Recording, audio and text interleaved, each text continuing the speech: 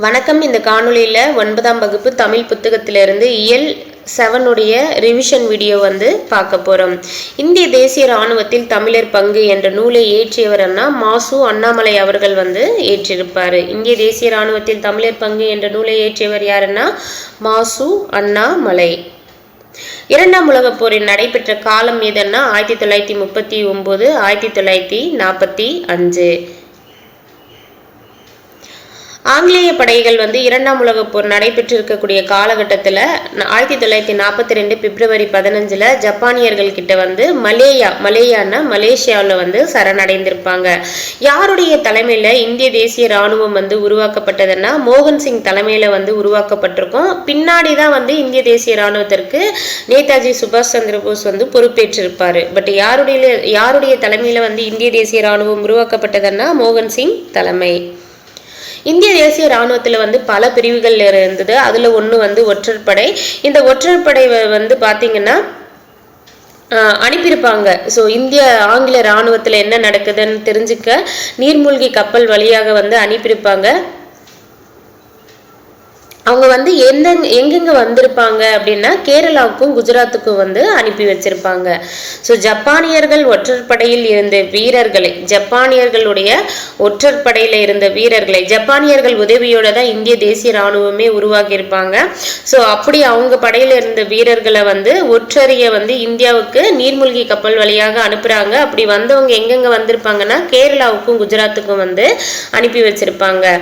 தரை வழியாக பர்மா காடுகள் வழியாகவும் இந்தியாவுக்கு ஒற்றர்கள் வந்திருப்பாங்க. பர்மா காடுகள்னா இன்றைய மியான்மர். ஸோ அதை தான் மீன் பண்ணி சொல்றாங்க. நேதாஜி சுபாஷ் சந்திர போஸ் இந்திய தேசிய இராணுவத்தை பொறுப்பை ஏற்க எத்தனை நாள்கள் நீர்மூழ்கி கப்பலில் பயணம் செய்து வந்தாருன்னா 91 நாள்கள் நீர்மூழ்கி கப்பலில் பயணம் செஞ்சு வந்திருப்பாரு. எங்கிருந்து எங்க பயணம் செய்து வந்தாருன்னா ஜெர்மனியில இருந்து 91 நாள் நீர்மூழ்கி கப்பல் வழியாக சிங்கப்பூர் வந்திருப்பாரு. சிங்கப்பூர் அந்த இந்திய தேசிய இராணுவத்தினுடைய பொறுப்பை எப்ப ஏத்துட்டு இருந்திருப்பாருன்னா 1943 ஜூலை 9ஆம் நாள். ஸோ 1943 ஜூலை 9ஆம் நாள் இந்திய தேசிய இராணுவத்தினுடைய பதவியை ஏற்றிருப்பாரு. அப்போ ஒரு உரையாற்றுவாரு. அதுல டெல்லி நோக்கி செல்லுங்கள், டெல்லி சலோ அப்படின்னு சொல்லுவாரு. டெல்லி சலோன்ற முழக்கம் யாருடையதுன்னா நேதாஜி சுபாஷ் சந்திர போஸ். ஸோ அவர் பேசின பேச்சு எப்படி இருந்ததுன்னா பசுமரத்து ஆணி போல அவருடைய பேச்சு பதிந்தது அப்படின்னு சொல்றாங்க. ஸோ பசுமரத்து ஆணி போலன்னா என்ன, பசுமையான ஒரு மரத்துல ஆணி அடிச்சா நல்ல எளிமையா பதிஞ்சிரும் இல்லையா, அதுதான் பசுமரத்து ஆணி போல் அப்படின்னு சொல்லுவாங்க. நேதாஜி தமிழ் வீரர்களை பாராட்டி நான் மறுபடியும் பிறந்தால் ஒரு தென்னிந்திய தமிழனாக பிறக்க வேண்டும் என்று கூறியிருக்கிறார் அப்படின்ட்டு யார் சொல்றாங்கன்னா பசும்பொன் முத்துராமலிங்கனார் நேதாஜி இப்படி சொன்னாருன்றத பசும்பொன் முத்துராமலிங்கனார் சொல்றாரு. தமிழகத்திலிருந்து பெரும் படையை திரட்டி இந்திய தேசிய இராணுவத்திற்கு வலு சேர்த்த பெருமைக்கு உரியவர் யாருன்னா பசும்பொன் முத்துராமலிங்க தேவர். முத்துராமலிங்க தேவர் எல்லாமே ஒரே நபர் தான். இந்திய தேசிய இராணுவ படையில தலைவராக இருந்தவர் தான் தில்லான். இவர் என்ன சொல்றாருன்னா இந்திய தேசிய இராணுவத்தின் இதயமும் ஆத்மாவும் தமிழர்கள் தான் அப்படின்றத சொல்லியிருக்காங்க. ரொம்ப முக்கியம். இந்திய தேசிய இராணுவத்தின் இதயமும் ஆத்மாவும் தமிழர்கள் தான் அப்படின்னு சொன்னவர் யாருன்னா தில்லான். இவர் என்னவா இருந்தாருன்னா இந்திய தேசிய இராணுவ படையில தலைவராக இருந்தவர். இந்திய தேசிய இராணுவத்திலிருந்து நேதாஜி எத்தனை பேரை தேர்வு செஞ்சு வான்படை தாக்குதல் பயிற்சி பெற அனுப்பினாருன்னா 45 வீரர்கள். அந்த 45 வீரர்கள் பயிற்சி பெற எங்க அனுப்பி வச்சாங்கன்னா ஜப்பான்ல இருக்கக்கூடிய இம்பீரியல் மிலிட்டரி அகாடமிக்கு அனுப்பி வச்சிருப்பாரு. அந்த 45 பேர் கொண்ட பிரிவின் பெயர் என்னன்னு பாத்தீங்கன்னா டோக்கியோ கெட்டட்ஸ். இப்படி அதுக்கப்புறம் அவங்க காலையிலேயே அங்கே பயிற்சி பெறது பார்த்தீங்கன்னா ஏர்லி மார்னிங் 5 o'clock எந்திரிக்கணும். வெதர் 0 டிகிரி செல்சியஸை விட கம்மியாக இருந்தது. அதில் அவங்க பயிற்சி பெறணும். 5 நிமிடங்கள் தான் ஓய்வு பெறுவாங்க. அந்த டீட்டெயில் எல்லாம் சொல்லியிருப்பாங்க. ஸோ இதெல்லாம் எதன் மூலயமா தெரியுதுன்னா பசும்பொன் மடல் என்ற இதழ் மூலயமா இந்த செய்தியை வெளியிட்டிருக்காங்க. ஸோ முக்கியமாக அந்த ஜப்பான்ல இம்பீரியல் மிலிட்டரி அகாடமிக்கு வான்வழி பயிற்சி பெற 45 பேரை தேர்வு பண்ணி நேதாஜி அமைச்சிருப்பாரு. அந்த 45 பேர் கொண்ட பிரிவின் பெயர் என்னன்னு பார்த்தீங்கன்னா டோக்கியோ கெட்டட்ஸ். அது ஞாபகம் வச்சுக்கோங்க. அடுத்து பார்த்தீங்கன்னா இந்திய தேசிய ராணுவத்துல வந்து பாத்தீங்கன்னா பெண்களுக்கான ஒரு படை வந்து இருந்தது. அந்த பெண்களுக்கான படையின் பெயர் என்னன்னு பாத்தீங்கன்னா ஜான்சி ராணி என்ற பெயர்ல தான் வந்து அமைச்சிருப்பாங்க. அதற்கான அந்த பெண்கள் படைக்கான தலைவர் யாருன்னா டாக்டர் லட்சுமி என்றவங்க தான் வந்து தலைவராக இருந்திருப்பாங்க. சேம் டைம் வந்து பாத்தீங்கன்னா தமிழக பெண்களும் வந்து இந்திய தேசிய ராணுவத்துல வந்து பெருமளவு பங்காற்றிருப்பாங்க. அவர்கள தலை சிறந்தவங்க வந்து பாத்தீங்கன்னா ஜானகி ராஜா மணி. நேதாஜி வந்து ஒரு தற்காலிக அரசை வந்து அமைச்சிருப்பாரு. எங்க அமைச்சிருப்பாருன்னா சிங்கப்பூர். இதையே நிறைய வாட்டி வந்து ப்ரீவியஸ் இயர்ல கேட்டிருக்காங்க. நேதாஜி வந்து தற்கால அரசை வந்து எங்க அமைச்சாருன்னா சிங்கப்பூர்ல வந்து அமைச்சிருப்பாரு. அந்த தற்கால அரசுல வந்து கேப்டன் லட்சுமி, சிதம்பரம் லோகநாதன் முதலானோர் வந்து தமிழ் அமைச்சர்களாக இருந்தாங்க. ஸோ நேதாஜி உருவாக்கிய தற்கால அரசுல தமிழர்கள் அமைச்சர்களாக இருந்திருப்பாங்க. யார் யாருன்னா கேப்டன் லட்சுமியும் சிதம்பரம் லோகநாதன். சிறந்த வீரர்களை உருவாக்க வந்து நேதாஜி 45 இளைஞர்களை டோக்கியோ வந்து அனுப்புனாங்க. ஸோ முன்னாடி வந்து பாக்ஸ்ல பார்த்தோம் இல்லையா, அந்த டீட்டெயில் தான். அப்படி அந்த 45 பேர்ல வந்து பாத்தீங்கன்னா அதிகபட்சமா யார் இருந்தாங்கன்னா தமிழர்கள் தான் இருந்தாங்க அப்படின்றத சொல்றாங்க. அந்த 45 பேர்ல குறிப்பிடத்தக்கக்கூடிய ஒரு நபர் யாருன்னா கேப்டன் தாசன். ஸோ அந்த 45 பேர் வந்து டோக்கியோக்கு வந்து போயிருப்பாங்க வான்வெளி பயிற்சி வந்து பெறத்துக்காக. அதுல குறிப்பிடத்தக்கவர் யாருன்னா கேப்டன் தாசன் அவர்கள். ஸோ இவர் சுதந்திரம் அடைஞ்ச பிறகு இந்த கேப்டன் தாசன் அவர்கள் வந்து பாத்தீங்கன்னா செசல்ஸ் நாட்டு தூதரக பணியை வந்து செஞ்சிருப்பாரு. நம்ம விடுதலை பெற்ற பிறகு செசல்ஸ் நாட்டு தூதரக பணியில வந்து இருந்திருப்பாரு. யார் வந்து மலேயாவில் உள்ள தமிழர்களின் ரத்தம் வந்து நேதாஜியின் மூளையில் வந்து கட்டியாக இருக்கு அப்படின்னு சொல்றாங்கன்னா சர்ச்சில் அவர்கள், ஆங்கில பிரதமரான சர்ச்சில் அவர்கள் வந்து சொல்லியிருப்பாங்க. அதுக்கு நேதாஜி என்ன சொல்லியிருப்பாருன்னா இந்த தமிழினம் தான் ஆங்கிலேயர்களை அழிக்கும் அப்படின்ட்டு பதில் வந்து சொல்லியிருப்பாரு. ஸோ ஏன் அப்படி சொன்னாரு சர்ச்சிலன்னு பாத்தீங்கன்னா தமிழர்கள் நிறைய பேர் இந்திய தேசிய ராணுவத்துல வந்து இருந்திருப்பாங்க இல்லையா. ஸோ அவங்களோட துணையோட தான் வந்து போராடிட்டு இருப்பாரு. அதை பார்த்த ஆங்கிலேய பிரதமரான சர்ச்சில் வந்து மலேசியாவில் இருக்கக்கூடிய தமிழர்களின் ரத்தம் வந்து நேதாஜியின் மூளையில கட்டியாக இருக்குன்னு அவர் சொல்றாரு. அதுக்கு பதில் வந்து நேதாஜி என்ன சொல்றாருன்னா இந்த தமிழினம் தான் ஆங்கிலேயர்களை அழிக்கும் அப்படின்ட்டு பதில் வந்து சொல்றாரு. நேதாஜியின் பொன்மொழிகள் ரொம்ப முக்கியம். அநீதிகளுக்கும் தவறான செயல்களுக்கும் மனம் இடம் தருதல் மிகப்பெரிய குற்றமாகும். நீங்கள் நல்வாழ்வை தந்தே ஆக வேண்டும். அதாவது ஆங்கிலேயர்களை பார்த்து சொல்றாரு, நீங்கள் நல்வாழ்வு தந்தே ஆக வேண்டும் என்பதுதான் காலத்தால் மறையாத சட்டமாகும். எந்த விலை கொடுத்தாவது சமத்துவத்திற்கு போராடுவதே மிக சிறந்த நற்குணமாகும். மனதை மலர வைக்கும் இளங்கதிரவனின் வைகரை பொழுது வேண்டுமா, அப்படியானால் இரவில் இருண்ட நேரங்களில் வாழ கற்றுக்கொள் அப்படின்னு சொன்னது யாருன்னா நேதாஜி அவர்கள் வந்து சொல்லியிருக்காங்க. அடுத்து பாருங்க, இந்த பாக்ஸ்ல இருக்கிறது ரொம்ப முக்கியம். விடுதலையினால் உண்டாகும் மகிழ்ச்சியையும் சுதந்திரத்தினால் உண்டாகும் மனநிறைவும் வேண்டுமா, அப்படியானால் அதற்கு வந்து விலையுண்டு. அவற்றுக்கான விலை வந்து துன்பமும் தியாகமும் தான் அப்படின்னு சொன்னவர் யாருன்னா நேதாஜி அவர்கள் வந்து சொல்லியிருப்பாங்க. இரண்டாம் உலக போர் வந்து நடைபெற்றிருந்தது. அப்போ ரொம்ப கொடூரமான இது வந்து எங்க நடந்ததுன்னா பர்மாவில் வந்து நடந்ததுன்னு சொல்றாங்க. இரண்டாம் உலக போரில் பர்மாவில் நடந்த போர் வந்து மிகவும் கொடூரமானதாகும். இந்திய தேசிய ராணுவம் வந்து 1944 மார்ச் 18 வந்து பாத்தீங்கன்னா மணிப்பூர்ல மொய்ராங் என்ற இடத்துல மூவண்ண கொடியை வந்து ஏற்றிடுறாங்க. ரொம்ப முக்கியம், வருஷமும் முக்கியம், டேட்டும் முக்கியம். ஸோ இரண்டாம் உலக போர் எப்போ முடியுதுன்னு பார்த்திருப்போம். 1939 இருந்து 1945 வரைக்கும். 45 முடியறதுக்கு ஒரு வருஷம் முன்னாடி 1944 மார்ச் 18 வந்து பாத்தீங்கன்னா மணிப்பூர் மொய்ராங் என்ற இடத்துல மூவண்ண கொடியை, ஸோ எல்லாமே மகர வரிசை வருது. மணிப்பூர், மொய்ராங், மூவண்ண கொடி. ஸோ மிசோரமும் வந்து வரும் அந்த வடகிழக்கு மாநிலங்கள்ல. அது வந்து கன்ஃபியூஸ் ஆகாம மணிப்பூர்ன்றதை ஞாபகம் வச்சுக்கோங்க. மணிப்பூர் மொய்ராங் மூவண்ண கொடியை வந்து ஏற்றுறாங்க. யாரு? இந்திய தேசிய ராணுவம் வந்து ஆங்கிலேய படைகளை தோற்கடித்து 1944 மார்ச் 18 வந்து ஏற்றுறாங்க. இருந்தாலும் அதுக்கப்புறம் வந்து பாத்தீங்கன்னா அமெரிக்கர்களும் ஆங்கிலேயர்களும் வந்து 2 பேரும் சேர்ந்து இந்திய தேசிய ராணுவத்தை வந்து தோற்கடிச்சு வந்து இவங்க வெற்றி பெற்றிருப்பாங்க. இந்த போர்ல வந்து பாத்தீங்கன்னா 1,00,000 இந்தியரும் ஜப்பானியரும் வீரமரணம் எய்தனர் என்றதை கொடுத்திருக்காங்க. ஸோ இந்தியர்களும் ஜப்பானியர்களும் 1,00,000 பேர் வந்து இறந்திருக்காங்க. நம்மளுக்கு முக்கியமான டீட்டெயில் வந்து மணிப்பூர்ல மொய்ராங் என்ற இடத்துல மூவண்ண கொடியை 1944 மார்ச் 18 இந்திய தேசிய ராணுவம் வந்து ஏற்றிருப்பாங்க. அது வந்து ரொம்ப முக்கியம். இந்திய தேசிய ராணுவத்தை சேர்ந்த 18 இளைஞர்கள் வந்து பாத்தீங்கன்னா 1943-45 ஆண்டுகள்ல வந்து சென்னை சிறையில வந்து தூக்கிலிடப்படுறாங்க. ஸோ இந்திய தேசிய ராணுவத்தை சேர்ந்த எத்தனை இளைஞர்கள் வந்து 1943-1945 ஆண்டுகள்ல தூக்கிலிடப்படுறாங்கன்னா 18 பேர் வந்து தூக்கிலிடப்படுறாங்க. 1944 18 வயதான ராமு வந்து என்ன சொல்றாருன்னா, நான் என் உயிரை கொடுப்பதற்கு கொஞ்சமும் கவலைப்படவில்லை, ஏனெனில் நான் கடவுளுக்கு எதிராக ஒன்றும் செய்யவில்லை.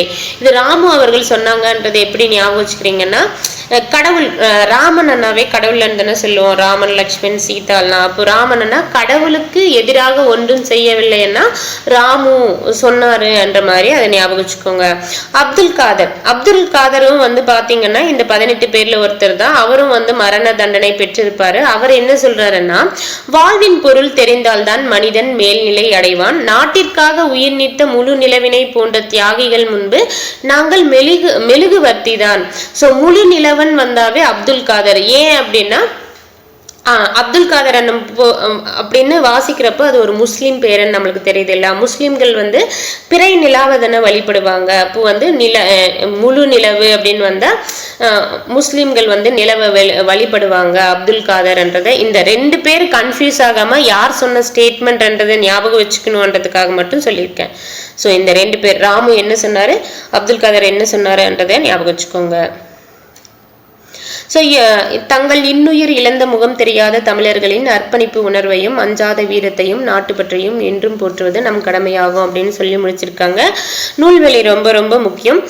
மாசு அண்ணாமலை அவர்கள், ஸோ இவர் இயற்றிய நூல் தான் வந்து இந்திய தேசிய ராணுவம் தமிழர் பங்கு. இந்த நூலுக்காக வந்து தமிழக அரசினுடைய பரிசை வந்து பெற்றிருக்காரு.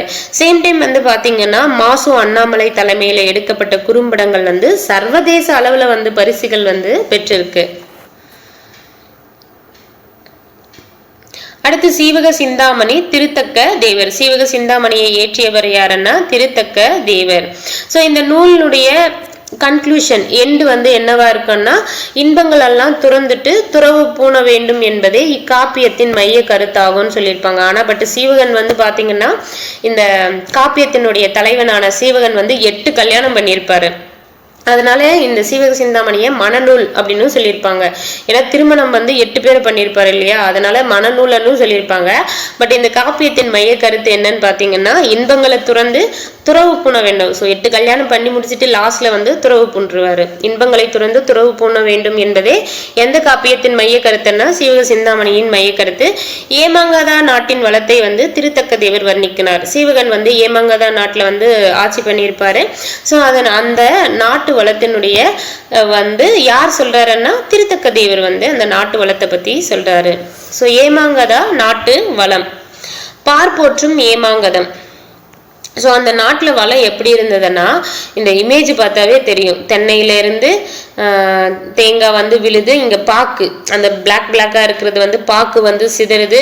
அதுக்கப்புறம் பலாப்பழம் அது மேல வந்து படுது அந்த தேங்காய். அதுக்கப்புறம் மாம்பழத்து மேல பட்டு, அதுக்கப்புறம் வாழைப்பழத்து மேல பட்டு கீழே வந்து விழுது. எல்லாத்தையும் வந்து உதிர்த்திட்டே வந்து தேங்காய் வந்து கடைசியில கீழே விழும். ஸோ இந்த அளவுக்கு வந்து வளம் குன்றியது, அந்த அளவுக்கு வந்து இருந்திருக்கு அப்படின்றது சொல்லியிருப்பாங்க. பார்ப்போற்றும் ஏமாங்கதம் காய்மாண்ட தெங்கின் என்ன தேங்காய் மரம், காய்மாண்ட தெங்கின் பழம்பீல கமுகின் நெற்றி பூமாண்ட தீந்தேன் தொடை கீறி வருக்கை போழ்ந்து தேமாங்கனி சிதறி வாழைப்பழங்கள் சிந்தும் ஏமாங்கதம் என்று இசையால் திசை போயது உண்டோ. தெங்கன்னா தேங்காய், இசை என்ன புகழ், வருக்கை என்ன பலாப்பழம், வருக்கை என்ன பலாப்பழம், நெற்றி என்ன உச்சி, வாரி வழங்கும் வள்ளல், அந்த நாட்டுல வாரி வழங்கக்கூடிய வள்ளல் அப்படின்ட்டு கொடுத்திருக்காங்க. வள்ளல் கைத்தல மாந்தரின் மால்வரை கொள்ளை கொண்ட கொழுநிதி குப்பையை உள்ளம் இல்லவர்க்கு ஊர்தோறும் உய்த்து ஊராய் வெள்ளம் நாடு மடித்து விரைந்ததே. மால்வரை என பெரிய மலை, மடித்து அண்ணா பாய்ந்து, கொழுநிதி என திரண்ட நிதி, மனம் கமலும் கழனி, நெறிமறுப்பு எருமையின் ஒருத்தல் நீள் இனம், செறிமறுப்பு ஏற்றினம் சிலம்பு பண் ஓரி, பொறிவரி வராலினம் இரிய புக்குடன் வெறிக்கமல் கழனியுள் உளுனர் வெள்ளமே. வெறி என்ன மனம் வீசக்கூடிய கழனி என்ன வயல், மனம் வீசக்கூடிய கழனியில உளுநர்கள் வெள்ளம் கூட்டமா இருந்தாங்க அப்படின்ட்டு சொல்லி முடிக்கிறாங்க. மறுப்பு அண்ணா கொம்பு, வெறி அண்ணா மனம், வெறி எந்த ரீ வருன்றத பார்த்துக்கோங்க. மனம், கழனி என்ன வயல், செறி என்ன சிறந்த, இரிய என்ன ஓட, இரிய ஓட, தலை வணங்கி விளைந்த நெற்பயிர், சொல்லரும் சூழ்பசும் பாம்பின் தோற்றம் போல் மெல்லவே கரு இருந்து ஈன்ற மேலாளர் செல்வமே போல்தலை நிறுவி தேர்ந்த நூல் கல்விசேர் மாந்தரின் இறைஞ்சி காய்ந்ததுவே. சொல்லும் பொருளும், சூழ் அண்ணா கரு. இப்ப நடந்த குரூப் 4 எக்ஸாம்ல இந்த சூழ் அப்படின்ட்டு அதோட 2 வார்த்தைகள் கொடுத்துட்டு பொருள் கேட்டிருப்பாங்க. இந்த சூழ் அண்ணா கருன்றது தெரிஞ்சிருந்தா கூட நீங்க கரெக்டா ஆன்சர் பண்ணிருப்பீங்க. சோ சொல்லரும் சூழ்பசும் பாம்பின் தோற்றம் போல் மெல்லவே கரு இருந்து ஈன்ற மேலாளர் செல்வமே போல்தலை நிறுவி தேர்ந்த நூல் கல்விசேர் மாந்தரின் இறைஞ்சி காய்ந்ததுவே. சூழ் அண்ணா கரு. எல்லாம் ஆயிரம் ஆயிரமாய் அடிசில் வைகள் ஆயிரம் அறப்புறமும் ஆயிரம் குடியினார் செய்கோலமும் வைக்கோல் தோறும் ஆயிரம் மடிவியில் கம்மியர்களோடும் மங்களமும் ஆயிரம் ஒடிவு இலை வேறு ஆயிரம் ஓம்புவாரின் ஓம்பலே. அடிசில் அண்ணா சோறு, மடிவு அண்ணா சோம்பல், குடியினார் அண்ணா மகளிர். நாடுகள் சூழ்ந்த ஏமாங்கதம், நற்றவம் செய்வாருக்கும் இடத்தவம் செய்வாருக்கும் அஃது இடம், நற்பொருள் செய்வாருக்கும் இடம் பொருள் செய்வாருக்கும் அஃது இடம், வெற்றம் இன்பம் விளைவிப்பான் விண் உவந்து வீழ்ந்தென மற்ற நாடு வட்டமாக வைகுமற்ற நாடரோ. நற்றவம் அண்ணா பெருந்தவம், வட்டம் அண்ணா எல்லை, வெற்றம் அண்ணா வெற்றி. நற்றவம் அண்ணா பெருந்தவம், வட்டம் அண்ணா எல்லை, வெற்றம் வெற்றி, வெற்றம் வெற்றி. பாக்ஸ்ல கொடுத்திருக்காங்க பாருங்க. சீவக சிந்தாமணியில 13 இலம்பகங்கள் இருக்கும். அது முதல் இலம்பகம் என்னன்னு பாத்துக்கோங்க, நல்லா அது தெளிவா ஞாபகம் வச்சுக்கோங்க. முதல் இலம்பகம் நாமகள் இலம்பகம். கடைசி பாத்தீங்கன்னா முத்தி இலம்பகம். கடைசியில சீவகன் என்ன பண்ணுவாரு, முத்தி அடையணும்ட்டு துறவரம் மேற்கொள்வார் இல்லையா. சோ முத்தி இலம்பகம். கடைசி முத்தி இலம்பகம், முதல் நாமகள் இலம்பகம். அடுத்து இருக்கக்கூடியது கோவிந்தையார் இலம்பகம், காந்தர்வ தத்தையார் இலம்பகம், குணமாலையார் இலம்பகம், பதுமையார் இலம்பகம், கேமசரியார் இலம்பகம், கனகமாலையார் இலம்பகம், விமாலையார் இலம்பகம், சுரமஞ்சியார் இலம்பகம், மண்மகள் இலம்பகம், பூமகள் இலம்பகம், இலக்கணையார் இலம்பகம். சோ சீவக சிந்தாமணியில எத்தனை இலம்பகங்கள் இருக்குன்னா 13 இருக்கு. முதல் இலம்பகம் நாமகள் இலம்பகம், கடைசி முத்தி இலம்பகம். நற்றவம் அண்ணா பண்புத்தொகை, நற்றவம் அண்ணா பண்புத்தொகை, செய்கோலம் அண்ணா வினைத்தொகை, தேமாங்கனி அண்ணா ஊமை தொகை, இறைஞ்சி வினையச்சம், கொடியனார் என்றது இடைக்குறை, கொடியனார் என்றது இடைக்குறை. சீவக சிந்தாமணி 50 ஒன்று. விருத்த பாக்களால் ஏற்றப்பட்ட முதல் காப்பியம் எதுன்னா சீவக சிந்தாமணி. இதனுடைய உட்பிரிவுகள்ல என்னன்னு சொல்லுவாங்கன்னா இலம்பகம் அப்படின்னு சொல்லுவாங்க. சீவக சிந்தாமணியில எத்தனை நூல்கள் இருக்கு, எத்தனை இலம்பகங்கள் இருக்குன்னா 13 இலம்பகங்கள் இருக்கு. சீவக சிந்தாமணியை வேற எப்படி அழைப்பாங்கன்னா மனநூல் அப்படின்னு அழைப்பாங்க. நாமகள் இலம்பகத்துல அந்த ஏமங்கதா நாட்டினுடைய வளத்தை பத்தி சொல்லியிருப்பாங்க. நாமகள் இலம்பகம் முதல் இலம்பகம் பார்த்தோம் இல்லையா, அதுல நாட்டு வளம் பத்தி சொல்லியிருப்பாங்க. சீவக சிந்தாமணியை ஏற்றியவர் யாருன்னா திருத்தக்க தேவர். அவர் எந்த சமயத்தை சார்ந்தவர்னா சமண சமயம், சமண சமயம். இன்சுவை மிக்க இலக்கியமும் ஏற்ற முடியும் என்ற நிறுவும் வகையில இந்த காப்பியத்தை திருத்தக்க தேவர் ஏற்றிருக்காரு. இவருடைய காலம் திருத்தக்க தேவர் எந்த நூற்றாண்டுன்னா 9ஆம் நூற்றாண்டு. சோ சீவகன் 8 கல்யாணம் பண்ணியிருப்பாரு. அதை ஏற்றிய ஆசிரியருடைய நூற்றாண்டு 9ஆம் நூற்றாண்டு. அடுத்து அது கம்பேர் பண்ணி 9ஆம் நூற்றாண்டுன்றதை ஞாபகம் வச்சுக்கோங்க. சீவக சிந்தாமணி பாடுவதற்கு முன்னோட்டமாக திருத்தக்க தேவர் வந்து எந்த நூலை ஏற்றினார்னா நரிவிருத்தம் என்ற நூலை வந்து ஏற்றினார். அடுத்து வந்து முத்துள்ளாயிரம். முத்துள்ளாயிரம் ஆசிரியர் பெயர் வந்து தெரியல. பட் இந்த முத்துள்ளாயிரம் யாரை பற்றியது அப்படின்னு பாத்தீங்கன்னா சேர சோழ பாண்டியர்கள் அவங்களுடைய நாட்டு வளங்களை பத்தி சொல்லக்கூடிய நூல் தான் வந்து முத்தொள்ளாயிரம். ஸோ ஒவ்வொருத்தருக்கும் முத்தொள்ளாயிரம் 900 ஒவ்வொருத்தருக்கும் வந்து 300 பாடல்கள் அப்படின்ட்டு சேரன் சோழன் பாண்டியன் 300 இருக்கும். ஃபர்ஸ்ட்ல வந்து சேர நாட்டை பத்தி சொல்றாரு. அல்லல் பலனத்து அரக்காம்பல் வாயவில வெள்ளம் தீப்பட்டது என வெறியி புல்லினம் தம் கைசிறகால் பார்ப்படுக்கும் கவ்வை உடைத்தோரே நச்சிலை வேல் கோக்கோதை நாடு. கோக்கோதை நாடுன்னா சேர நாடு. அல்லல் அண்ணா சேரு, பலனம் அண்ணா நீர்மிக்க வயல், வெறியி அண்ணா அஞ்சி, பார்ப்பு அண்ணா குஞ்சு. இதுல வந்து என்ன அணி இடம்பெற்று வருதுன்னா தற்குறி பேற்று அணி வந்து இடம்பெற்றிருக்கு. ஏன் அப்படின்னா இந்த சேர நாடு அதுல வந்து என்ன சொல்றாங்கன்னா அல்லல் பலனத்து, பலனம் அண்ணா அல்லல் அண்ணா சேரு மிகுந்த அந்த வயல்ல வந்து பாத்தீங்கன்னா இந்த இமேஜ்ல கொடுத்திருக்காங்கல்ல ஒரு வந்து புள்ளினம் அண்ணா பறவை அது வந்து இருக்கு. அந்த தாமரை பூக்கள் வந்து விரியுது இல்லையா, அதை பார்த்துட்டு ஐயோ நெருப்பு பட்டுட்டு அப்படின்னு நினைச்சு அதனுடைய குஞ்சுகள் எல்லாம் வந்து இறகுகள்ல வந்து அடைக்குது. ஸோ எப்பவுமே வந்து இது போல சேறு மிகுந்த வயல்ல வந்து நெருப்பு எரிய போறதும் இல்லை. ஆனா கவிஞர் வந்து அவருடைய குறிப்பை வந்து ஏற்றி கூறியிருக்காரு இல்லையா, அதனால தற்குறி பேற்றணி வந்து ஆகும். தற்குறி பேற்றணின்னா என்ன, கவிஞர் வந்து அவருடைய கருத்துக்களை குறிப்பை வந்து அந்த பாடல்களை ஏற்றி சொன்னாருன்னா அதுதான் வந்து தற்குறி பேற்றணின்னு சொல்லுவோம். அல்லல்லன்னா சேரு, பலனம்னா நீர்மிக்க வயல், வெறியன்னா அஞ்சி, பார்ப்பு அண்ணா குஞ்சு. சோழ நாடு வந்து பாத்தீங்கன்னா காவல் உழவர் களத்தகத்து போர் ஏறி நாவலோ என்றிசைக்கும் நாளோதை காவலன் தன் கொல்யானை மேலிருந்து கூற்றுசைத்தால் போலுமே நல்யானை கோக்கிள்ளி நாடு.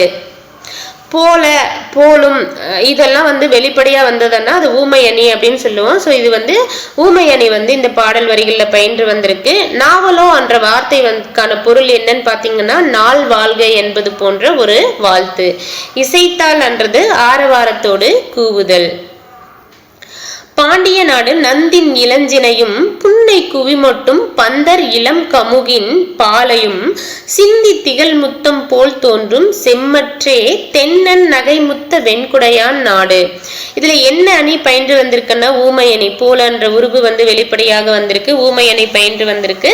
நந்து அண்ணா சங்கு, கமுகு அண்ணா பாக்கு, முத்தம் அண்ணா முத்து.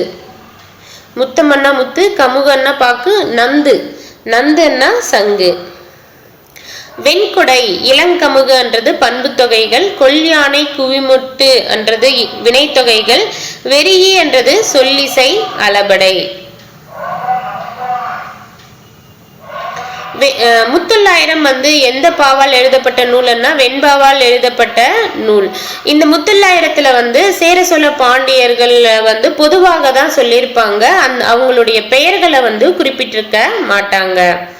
3 மன்னர்களை பற்றி பாடப்பட்ட 900 பாடல்களை கொண்ட நூல் தான் வந்து முத்தொள்ளாயிரம். 3 மன்னர்கள்னா யார் வந்து சொல்றாங்கன்னா சேரர்கள், சோழர்கள், பாண்டியர்கள். ஸோ இந்த 3 மன்னர்களை பற்றி பாடப்பட்ட 900 பாடல்களை கொண்ட நூல் தான் வந்து முத்தொள்ளாயிரம். இது வந்து ஃபுல்லா வந்து நம்மளுக்கு வந்து கிடைக்கல. பட் புறத்திரட்டு என்ற நூல்ல இருந்து முத்தொள்ளாயிர பாடல்கள் எத்தனை கிடைச்சிருக்குன்னா 108 செய்யுள்கள் வந்து கிடைச்சிருக்கு. புறத்திரட்டு என்ற நூல்ல இருந்து 108 செய்யுள்கள் வந்து கிடைத்திருக்கு. முத்தொள்ளாயிரத்தின் ஆசிரியர் யாருன்னா தெரியல. அவர் வந்து எந்த நூற்றாண்டை சேர்ந்தவராக கருதப்படுறாங்கன்னா 5ஆம் நூற்றாண்டை சேர்ந்தவராக கருதப்படுறார். ஸோ முத்தொள்ளாயிரத்தை இயற்றிய ஆசிரியர் வந்து எந்த நூற்றாண்டை சேர்ந்தவராக இருக்கலாம்னு சொல்றாங்கன்னா 5ஆம் நூற்றாண்டு. சேர நாட்டை வந்து அச்சமில்லாத நாடாகவும், சோழ நாட்டை வந்து ஏற்கள சிறப்பும் போர்க்கள சிறப்பும் உடைய நாடாகவும், பாண்டிய நாட்டை வந்து முத்துடை நாடாகவும் வந்து பாடப்பகுதி வந்து காட்டுகிறது. சேர நாடு வந்து அச்சமில்லாதது, சோழ நாடு வந்து ஏற்கள சிறப்பும் போர்க்கள சிறப்பும், பாண்டிய நாடு வந்து முத்துடை நாடு. மதுரை காஞ்சி மாங்குடி மருதனார். மதுரை காஞ்சியை ஏற்றியவர் யாருன்னா மாங்குடி மருதனார். மதுரையை சிறப்பித்து பாடியுள்ள நூல்கள்ல வந்து 11 மேற்கணக்கின் முதன்மையான நூல் எதுன்னா மதுரை காஞ்சி. மதுரை காஞ்சி வந்து 10 பாட்டுல வந்து இடைபெறும். 11 மேற்கணக்கு நூல்கள்னா எந்த சொல்லுவோம்? 8 தொகையில இருக்கக்கூடிய 8 நூல்களும் 10 பாட்டுல இருக்கக்கூடிய 10 நூல்களும் மொத்தம் 18 நூல்களை வந்து சொல்லுவோம். இந்த மதுரையை வந்து சிறப்பித்து சொல்லக்கூடிய நூல் எதுன்னா மதுரை காஞ்சி தான். இது எதுல இடம்பெற்றிருக்குன்னா 10 பாட்டுல இடம்பெற்றிருக்கு அல்லது 11 மேற்கணக்கு நூல் அப்படின்னு குறிப்பிடுவோம். ஸோ அந்த மதுரை மாநகர் எப்படி இருந்ததுன்றதை பத்தி பாடல் வரிகள்ல வந்து மாங்குடி மருதனார் சொல்லியிருக்காரு. மண்ணுற ஆழ்ந்த மணிநீர் கிடங்கின் விண்ணுற ஓங்கிய பல்படை புரிசை துள்வழி நிலைய அணங்குடை நெடுநிலை நெய்பட கரிந்த தின்போர் கதவின் மலையாடும் மலையின் நிவிந்த மாடமுடு வையையன்ன வழக்குடை வாயில் வகை பெற எழுந்து வானம் மூழ்கி சில்காற்று இசைக்கும் பல்புலை நல்லில் ஆறு கிடந்தென்ன அகல் நெடுந் தெருவில் பல்வேறு குலாத்து இசை எழுந்து ஒலிப்ப மாக்கால் எடுத்த முன்னீர் போல முழங்கிசை நண்பனை அரைவனர் நுவல கயம் குடைந்தன்ன இயம் தொட்டு இமிலிசை மகிழ்ந்தோர் ஆடும் களிக்குள் சும்மை ஓவு கண்டன்ன இருபெரு நியமத்து அப்படின்ட்டு பாடல் வரிகள் வந்து மதுரை மாநகரை பத்தி குறிப்பிட்டிருக்காரு. ஸோ இந்த தெரியுமான்றது ரொம்ப முக்கியம். பொறிமயிர் வாரணம் கூட்டுரை வயமா புலியோடு குழுமை என்ற பாடல் வரிகள் எந்த நூல்ல இடம்பெற்றிருக்குன்னா மதுரை காஞ்சி. இந்த வரிகள் மூலமா என்ன தெரியுதுன்னா மதுரையில வந்து வனவிலங்கு சரணாலயம் இருந்த செய்தியை வந்து மதுரை காஞ்சியின் மூலம் அறியலாம். ஸோ இதை கேட்ட எப்படி கேட்கலாங்களான்னா இந்த வரிகளை கொடுத்துட்டு எந்த நூல்ல இடம்பெற்றிருக்குன்னு கேட்டாங்கன்னா மதுரை காஞ்சி அப்படின்னு போடணும். மதுரையில வந்து வனவிலங்கு சரணாலயம் இருந்த செய்தி வந்து எந்த நூல் மூலியமா வந்து தெரிய வருது அப்படின்னா மதுரை காஞ்சி அப்படின்றது போடணும். பொறுமயிர் வாரணம் கூட்டுரை வயமா புலியோடு குழும என்ற பாடல் வரிகள் வந்து மதுரை காஞ்சியில வந்து இடம்பெற்றிருக்கு. புரிசை அண்ணா மதில், அணங்கு அண்ணா தெய்வம், சில்காற்று அண்ணா தென்றல், புலை அண்ணா சாளரம், மாக்கால் அண்ணா பெருங்காற்று. மா அண்ணா பெருசுன்னு தெரியும், கால் அண்ணா இங்க எதை குறிக்குதுன்னா காற்றை தான் வந்து குறிக்குது. மாக்கால் என்றது பெருங்காற்று. முன்னீர் வந்து கடல், பனை என்ன முரசு. அதே 2 சுழி நை வந்திருந்தா பனை மரத்தை வந்து குறிக்கும். அதே 3 சுழி நை வந்தா முரசு. ஸோ இது வந்து நுணுக்கமா அழுத்தம் கொடுத்து பார்த்துக்கோங்க. ஏன்னா எக்ஸாம்ல கேட்டா பனையன் படிச்சதுமே நம்ம பனை மரம் போட வாய்ப்புகள் அதிகம். அதனால ஒரே ஒரு எழுத்து வித்தியாசம் வர்றதெல்லாம் கொஞ்சம் அழுத்தம் கொடுத்து படிச்சுக்கோங்க. பனை 3 சுழி நை வந்தா அது எதை குறிக்குது? முரச வந்து குறிக்குது. கயம் அண்ணா நீர்நிலை, ஓவு அண்ணா ஓவியம், நியமம் அண்ணா அங்காடி. ஓங்கிய பெயரச்சம், நிலைய சொல்லிசை அளபடை, குலாத்து செய்யுளிசை அளபடை. வாயில் அண்ணா இலக்கண போலி, மாக்கால் அண்ணா உரிச்சொல் தொடர், முழங்கிசை இமிலிசை அண்ணா வினை தொகைகள். நெடுநிலை முன்னீர் என்றது பண்பு தொகைகள், மகிழ்ந்தோர் அண்ணா வினையால் அணையும் பெயர். 10 பாட்டு நூல்கள்ல ஒன்றுதான் வந்து மதுரை காஞ்சி. காஞ்சி என்பதனுடைய பொருள் வந்து நிலையாமை. மதுரை காஞ்சி அப்படின்ட்டு ஏன் இந்த நூலுக்கு பேர் வந்ததுன்னா மதுரையினுடைய சிறப்பை பத்தி சொல்றதாலும் நிலையாமையை பற்றி கூறுறதாலும் வந்து மதுரை காஞ்சி அப்படின்னு பெயர் வந்து வந்தது. மதுரை காஞ்சில எத்தனை அடிகள் வந்து இருக்குன்னா 782 அடிகள் வந்து இருக்கு. இதுல வந்து மதுரையை பற்றி சிறப்பித்து கூறக்கூடிய அடிகள் எத்தனைன்னா 354. மதுரை காஞ்சியை வேற எப்படி அழைப்பாங்கன்னா பெருகுவள மதுரை காஞ்சி அப்படின்னு அழைப்பாங்க. மதுரை காஞ்சியின் பாட்டுடை தலைவன் யாரு அப்படின்னு பாத்தீங்கன்னா தலையாலங்கானத்து செருவென்ற பாண்டிய நெடுஞ்செழியன் தான் வந்து மதுரை காஞ்சியின் பாட்டுடை தலைவன். மதுரை காஞ்சியை பாடியவர் யாருன்னா மாங்குடி மருதனார். இவர் வந்து எந்த ஊரை சேர்ந்தவர்னா திருநெல்வேலி மாவட்டத்தில் இருக்கக்கூடிய மாங்குடி என்ற ஊரை வந்து சேர்ந்தவர். 8 தொகையில மாங்குடி மருதனார் வந்து எத்தனை பாடல்கள் வந்து பாடியிருக்காருன்னா 13 பாடல்கள். ரொம்ப முக்கியங்க. இப்ப மதுரை காஞ்சி வந்து 10 பாட்டுல வந்து இடம்பெற்றிருக்கு. அதனுடைய ஆசிரியர் வந்து மாங்குடி மருதனார். இவர் வந்து 8 தொகையில எத்தனை பாடல்களை பாடியிருக்காருன்னா 13 பாடல்கள். 13. ஸோ 13 பாடல்களை வந்து 8 தொகையில வந்து மாங்குடி மருதனார் வந்து பாடியிருக்காரு. அடுத்து வந்து சந்தை. முக்கியமான எக்ஸாம் பாயிண்ட் ஆஃப் வியூல இருக்கக்கூடிய டீட்டெயில் மட்டும் பார்ப்போம். போச்சம்பள்ளி சந்தை வந்து எந்த மாவட்டத்தில் அமைஞ்சிருக்குன்னா கிருஷ்ணகிரி மாவட்டம். போச்சம்பள்ளி சந்தை வந்து கிருஷ்ணகிரி மாவட்டம். எத்தனை ஏக்கர் பரப்பளவுன்னா 18 ஏக்கர் பரப்பளவு. அங்க வந்து எவ்வளவு கடைகள் இருக்குன்னா 8000 கடைகள் இருக்கு. எந்த கிழமையில வந்து அங்க சந்தை நடைபெறுதுன்னா ஞாயிற்றுக்கிழமையில வந்து நடைபெறுது. ஸோ இது எத்தனை வருஷம் பழமையானது இந்த சந்தை என்ன 125 ஆண்டுகள் வந்து பழமையானது. கிட்டத்தட்ட ஒரு 4 தலைமுறை நட்பு வந்து அந்த சந்தையில நிகழ்கிறது என்றதை குறிப்பிட்டிருக்காங்க. இன்றைக்கும் தமிழகத்துல வந்து பாத்தீங்கன்னா வாரச்சந்தை, மாதச்சந்தை, குறிப்பிட்ட சில பொருள்களை மட்டும் விற்கக்கூடிய சந்தையும் மாலை நேர சந்தைகளும் வந்து நடைபெறுது. வாரம், மாதம், மாலை நேர சந்தை, குறிப்பிட்ட சில பொருட்களை மட்டும் விற்கக்கூடிய சந்தைகளும் வந்து இன்றும் தமிழகத்துல வந்து நடந்துட்டு தான் இருக்கு. அடுத்து இது ரொம்ப ரொம்ப முக்கியம். மணப்பாறைன்னு சொன்னா மாட்டுச்சந்தை. மணப்பாறை என்ன மாட்டுச்சந்தை, ஐயலூர்னா ஆட்டுச்சந்தை, ஒட்டஞ்சத்திரம் என்ன காய்கறி சந்தை, நாகர்கோயில் தோவாலை என்ன பூச்சந்தை, ஈரோடுன்னா ஜவுளி சந்தை, கடலூருக்கு பக்கமா இருக்கக்கூடிய காராமணி குப்பம் என்ன கருவாட்டு சந்தை, நாகப்பட்டினம்னா மீன் சந்தை. ரொம்ப முக்கியம், தெளிவா படிச்சிருங்க.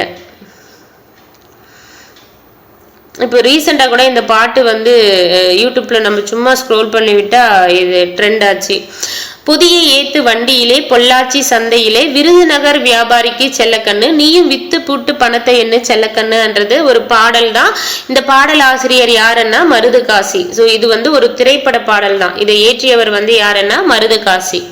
புதிய ஏத்தி வண்டியிலே பொள்ளாச்சி சந்தையிலே விருதுநகர் வியாபாரிக்கு செல்லக்கண்ணு, நீயும் வித்து பூட்டு பணத்தை என்ன செல்லக்கண்ணுன்றது மருதுகாசியினுடைய பாடல் வரிகள். ஆகுப்பெயர்.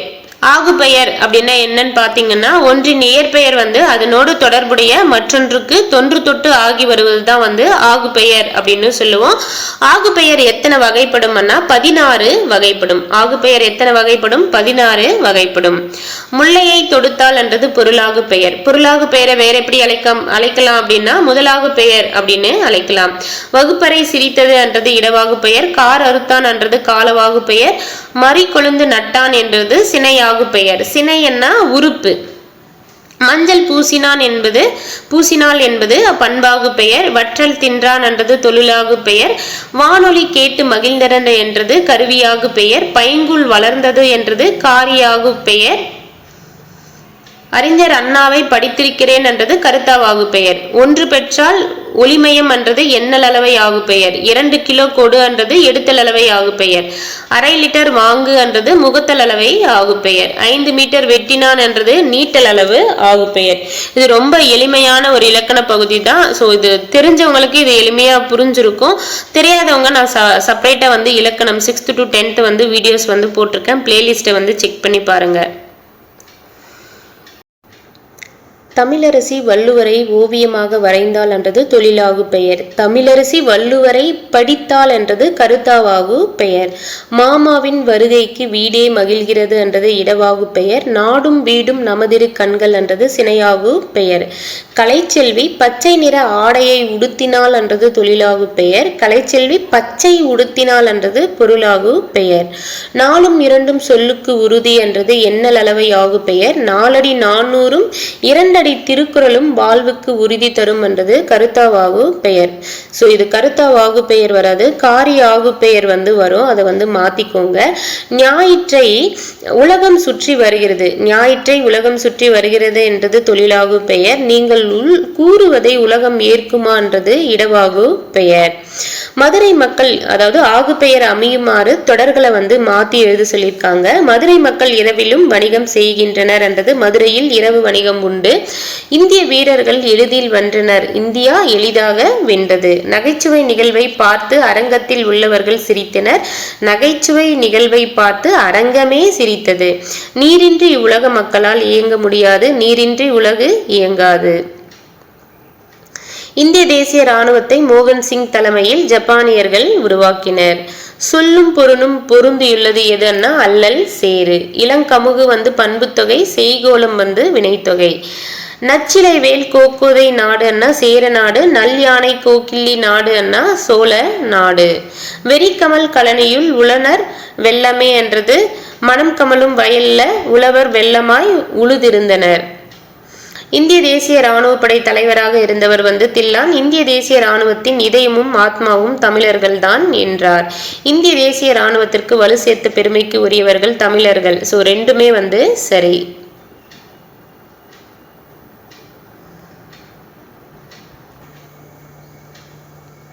பிழை நீக்குக. ஸோ எந்தெந்த இடத்துல பிழை இருக்குன்னுட்டு அதை அடிச்சு விட்டுருக்கேன். என்ன எழுத்துக்கள் வந்து கரெக்டாக வரும்ன்றதை நீங்கள் ட்ரை பண்ணி உங்களுடைய புத்தகத்தில் வந்து நோட் பண்ணி வச்சுக்கோங்க. கீழ்காணும் பத்தியில் உள்ள ஆகு பெயர்கள் எங்கெங்கே வரும்ன்றதை ஹைலைட் பண்ணியிருக்கேன். என்னென்ன ஆகு பெயர் வரும்ன்றதை நீங்கள் இதையும் வந்து நீங்களே ட்ரை பண்ணி எழுதிக்கோங்க. ஸோ உங்களுக்கு இலக்கணம் வந்து தெளிவாக புரிஞ்சிருக்குன்னா கண்டிப்பாக வந்து என்ன ஆகு பெயர்ன்றதை ஈஸியாக ஃபைண்ட் அவுட் பண்ணிடுவீங்க. அப்படி உங்களால் ஃபைண்ட் அவுட் பண்ண முடியலன்னா நீங்கள் அந்த இலக்கண பகுதி இன்னும் வந்து கரெக்டாக புரிஞ்சுக்கலன்னு அர்த்தம். மறுபடியும் வந்து நீங்கள் இலக்கண பகுதி வந்து தெளிவாக வந்து பார்த்துக்கோங்க. ஸோ ஆகு பெயர்கள் எத்தனை வகை இருக்குன்னா 16 வகை வந்து இருக்கு. ஸோ டிசம்பரை தலையில் சூடினால், டிசம்பர்ன்றது அந்த டிசம்பர் மாதம் காலத்தை வந்து குறிக்கும். அப்போ காலவாகு பெயர். சிவசங்கரையை படித்து முடிக்க வேண்டும். சிவசங்கரை என்றது ஒரு புத்தகம். அப்போ ஒரு புத்தகத்தை படித்தா வந்து நம்மளுக்கு ஒரு கருத்து கிடைக்கும் இல்லையா? அப்போ கருத்தா வாகு பெயர்ன்றது வரும். ஸோ அது வந்து தெளிவாக வந்து நீங்கள் ஃபைண்ட் அவுட் பண்ணி என்ன ஆகு பெயர் வரும்ன்றதை ட்ரை பண்ணி எழுதி வச்சுக்கோங்க. யாருக்காவது உங்களுக்கு எல்லாத்துக்குமே தெரியும்னா மறக்காம கமெண்ட்லையும் மென்ஷன் பண்ணுங்க. மற்றவங்க தெரியாதவங்க தெரிஞ்சுப்பாங்க. வயலிடை புகுந்தாய் மணிக்கதிர் விளைத்தாய் வளைந்து செல் கால்களால் ஆரே அயலுல ஓடை தாமரை கொட்டி ஆம்பலின் இதழ்கள் விரித்தாய் கயலிடை செங்கன் கருவரால் வாழை கரைவளர் தென்னையில் பாய பெயரிடை பட்ட வானினத் தோன்றும் பெருங்குளம் நிறைந்து விட்டாயே என்ற பாடல் வரிகள் யாருடையதுன்னா வாணிதாசன். அடுத்து பண்பு தொகைகளை இட்டு நிறைவு செய்கன்னு சொல்லியிருக்காங்க. இது ஜஸ்ட் தெரிஞ்சுக்கிட்டா போதும் என்ன வருதுன்னுட்டு. நீங்க வாசிச்சாவே உங்களுக்கு எல்லாருக்குமே வந்து இது தெரியும், பார்த்துக்கோங்க. அது கலைச்சொல் அறிவோம். இந்திய தேசிய இராணுவம்னா இந்தியன் நேஷனல் ஆர்மி. பண்ட மாற்று முறை வந்து கமாடிட்டி எக்ஸ்சேஞ்ச். காய்கறி வடிச்சாறு வந்து வெஜிடபிள் சூப். செவ்வியல் இலக்கியம் வந்து கிளாசிக்கல் லிட்ரேச்சர். கரும்பு சாறு வந்து சுகர் கேன் ஜூஸ். ஆகாயத்துக்கு அடுத்து விடு மு மேத்தா. ஸோ இந்த நூலுக்காக வந்து அவர் சாகித்ய அகாடமி விருதும் வந்து வாங்கியிருப்பாரு. தமிழ் பழமொழிகள் வந்து கீவா ஜெகநாதன். இருட்டு எனக்கு பிடிக்கும் வந்து அன்றாட வாழ்வில் அறிவியல். இது வந்து யாருடையதுன்னா சா தமிழ் செல்வன். அடுத்து இதுல சாலை பாதுகாப்பு. ஸோ இதில் நம்ம தெரிஞ்சுக்க வேண்டியது மட்டும் நான் சொல்கிறேன். தேசிய நெடுஞ்சாலைகள்னா நேஷ்னல் ஹைவே அப்படின்னு சொல்லுவோம். நேஷ்னல் ஹைவேல வந்து அதிக தூரம் கொண்ட NH எது, நேஷ்னல் ஹைவே எது அப்படின்னா நிறைய கிலோமீட்டர் கொண்டது வந்து NH7. இது வந்து நம்ம இந்தியா அளவில். குறைந்த தூரம் கொண்ட நேஷ்னல் ஹைவே எதுன்னு பார்த்தீங்கன்னா NH47A. அதே போல் மாநில நெடுஞ்சாலைகளை வந்து ஸ்டேட் மெயின் ரோட்ஸ்ன்னு சொல்லுவோம், இல்லை ஸ்டேட் ஹைவேஸ் அப்படின்னு சொல்லுவோம். மாநில நெடுஞ்சாலைகள் நம்மளுடைய தமிழ்நாட்டில் வந்து அதிக தூரம் கொண்ட மாநில நெடுஞ்சாலை எண் எதுன்னா 44. நம்ம மாநிலத்துல குறைந்த தூரம் கொண்ட நெடுஞ்சாலை எது, மாநில நெடுஞ்சாலை நம்பர் என்னன்னு பாத்தீங்கன்னா 785. சிற்றுச்சாலைகளை வந்து வில்லேஜ் ரோட்ஸ் அப்படின்னு சொல்றாங்க. தமிழ்நாட்டுல வந்து பாத்தீங்கன்னா இருசக்கர ஊர்த்திகள்னா பைக்கு ஸ்கூட்டர் எல்லாம் வந்து எவ்வளவு வேகத்துல போனோம்னா 50 கிலோமீட்டர் வேகத்துல வந்து போகணுமா. 4 சக்கர ஊர்த்திகள் இந்த காரு அதெல்லாம் வந்து 4 சக்கர ஊர்த்திகள் வந்து எவ்வளவு வேகத்துல போலாம் 60 கிலோமீட்டர் வேகத்துல போலான்றது தான் வந்து பொது விதி என்றதை கொடுத்திருக்காங்க. சோ சாலை விதிகளை மதிப்பது உயிர் பாதுகாப்பின் முதல் படி. தறிக்கெட்ட வேகம் 108 முடியும்ன்றதை இதை சொல்லி முடிச்சிருக்காங்க. இது வந்து ஜஸ்ட் தெரிஞ்சுக்கோங்க. இது வந்து நீங்க ஜியோகிராஃபி படிக்கிறப்ப பார்ப்பீங்க NH7 NH47A. ஸோ இங்கேயும் வந்து தெரிஞ்சுக்கோங்க. அவ்வளோதாங்க. இதோட வந்து இந்த இயல் 7 வந்து முடியுது. அடுத்து வந்து இயல் 8 அது செப்பரேட் வீடியோவை வந்து பார்ப்போம். தேங்க்யூ.